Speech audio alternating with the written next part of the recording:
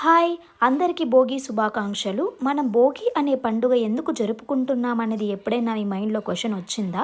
అది ఎందుకని నేను ఈ వీడియోలో చెప్తున్నాను వినండి. హిరణ్యకశిపుడు అనే ఒకతను ఉండేవాడు. అతని కొడుకే ప్రహ్లాదుడు.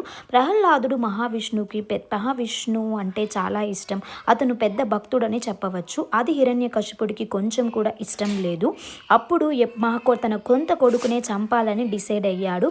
అప్పుడే మన మహావిష్ణువు ఎప్పుడైతే సొంత కొడుకుని చంపాలనుకుంటున్నాడు అప్పుడు తన భక్తుడిని కాపాడేవాడు.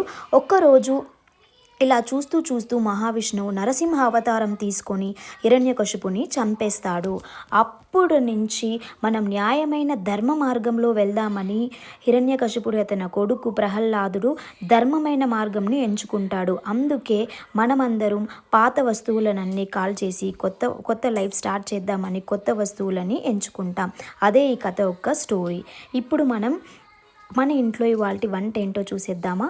అమ్మ వైట్ రైస్ చేసింది, అలాగే తమిళనాడు స్టైల్లో సాంబార్ చేసింది ఎండు మిరపకాయలతో, అండ్ బ్రోకోలీ ఫ్రై చేసింది. ఇది చాలా హెల్దీ అండి. దీనిలో హై ప్రోటీన్ అండ్ ఫైబర్స్ కూడా ఉన్నాయి. మళ్ళీ అది కాకుండా ఇంకేంటి ఉన్నాయి అంటే టమాటో రసం నిన్న పెట్టినవి ఉంది, ఇవాళ పెట్టలేదమ్మ. పెరుగు అండ్ రేగుపండులు ఎవరికైతే చాలా ఇష్టమో వాళ్ళు కమెంట్లో చెప్పేయండి. నాకైతే రేగుపండ్లు చాలా ఇష్టం అండి. దానిలో ఉప్పు కారం వేసి తింటే దాని టేస్ట్ ఆహా అమేజింగ్గా ఉంటుందండి. మీకు ఎవరికైనా ఇది ఇష్టమైతే కమెంట్లో చెప్పేయండి. సో మీరు చేయాల్సింది మన ఛానల్కి సబ్స్క్రైబ్ అండ్ కమెంట్ చేసేయండి. బాయ్, నెక్స్ట్ వీడియోలో చూద్దాం.